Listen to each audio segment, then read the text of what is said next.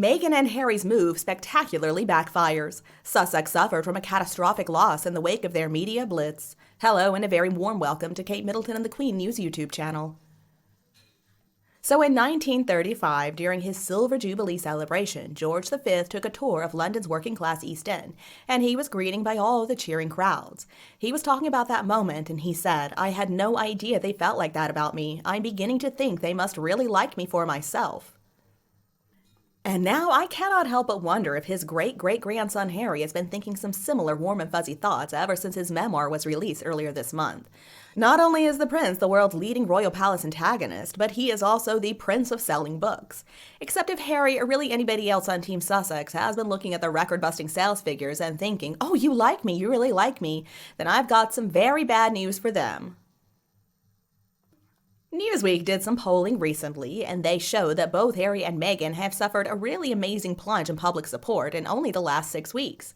So basically, their popularity has been in decline ever since their TV show Harry and Meghan came out and the book Spare came out. On the 5th of December of 2022, which I know feels like a long time ago, but anyway, back then 52% of people living in the US said that they liked Harry, and he was disliked by only 14%. That gave him a net approval rating of 38 points. And since then, the number of Americans who like him has fallen to 21%, and the people who dislike him have almost tripled to 58%. So that leaves him with a net approval rating of -7. That is a 45-point difference in only 42 days.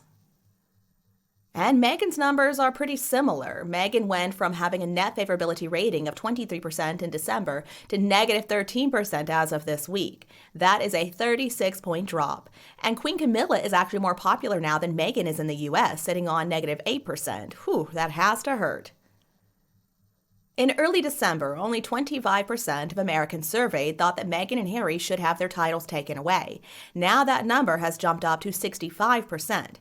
Now, to understand this whole situation, we need to think about the fact that 64% of people said that it was wrong of Harry to include details of private family conversations in the book, and only 26% said they thought it was just fine.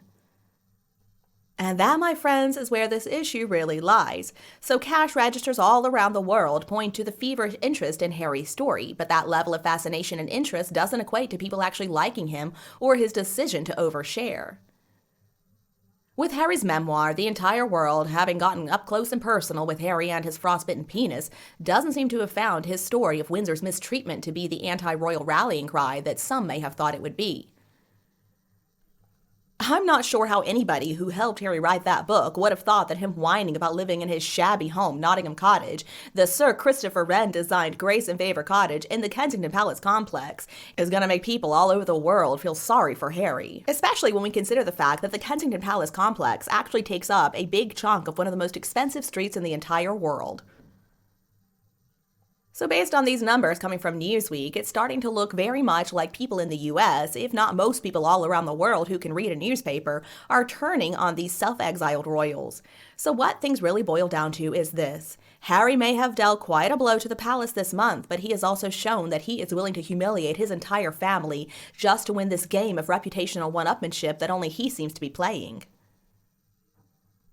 Now sure, many of the details in Spare are pretty shocking, but Harry's decision to, as some see it, betray his entire family and also betray their privacy hasn't gone down very well.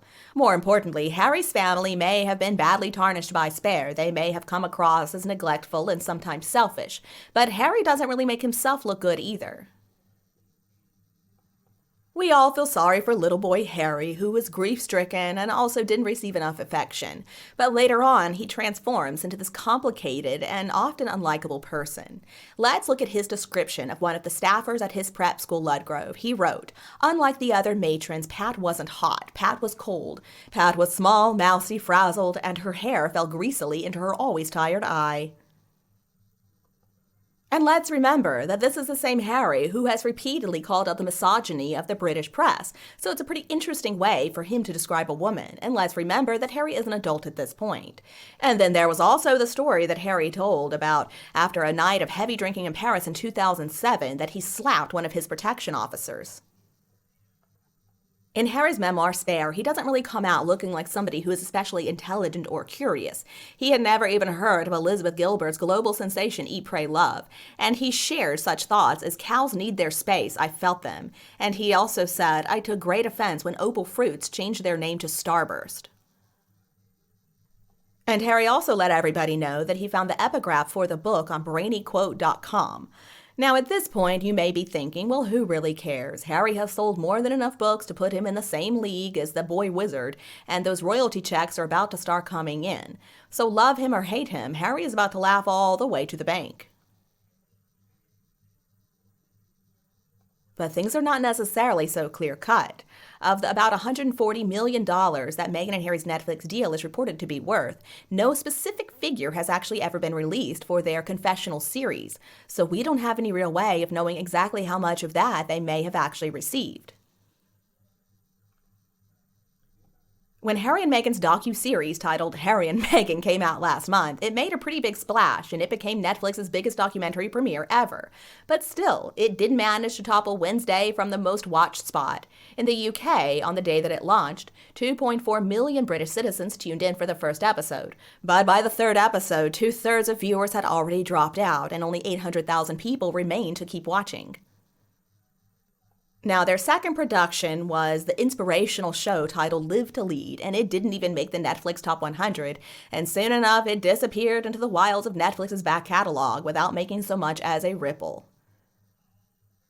Now, Meghan and Harry also have this documentary or docu-series about Harry's Invictus Games that's supposed to be coming out, but still, no new shows have been announced or follow-up projects either, and the same is true for Spotify.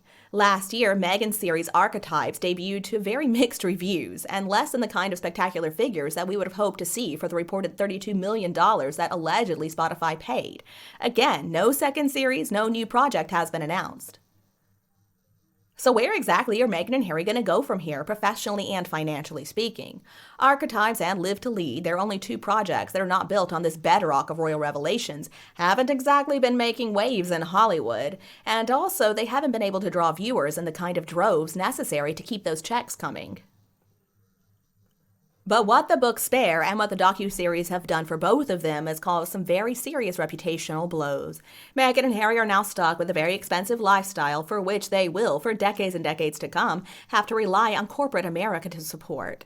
So who out there believes that corporate America is going to be rushing to work with the two of them? They are disliked by most people out there. Almost 90 years since George ventured east of Buckingham Palace, another Windsor and his wife went really far west. But this time it didn't seem like anybody was out there waving any flags. So here's to hoping for their sakes that somebody is going to be happy to keep giving them some money. And you, do you agree with us? Please tell me what you think below in the comments section, and we can also talk about Meghan and Harry's dark future. If you preferred our video today, don't forget to like and share it with your friends and relatives who would enjoy it. And please subscribe to my channel to get more episodes from Kate Middleton and the Queen News team. Again, thank you so much for tuning in. Goodbye, and I'll be back to see you all tonight.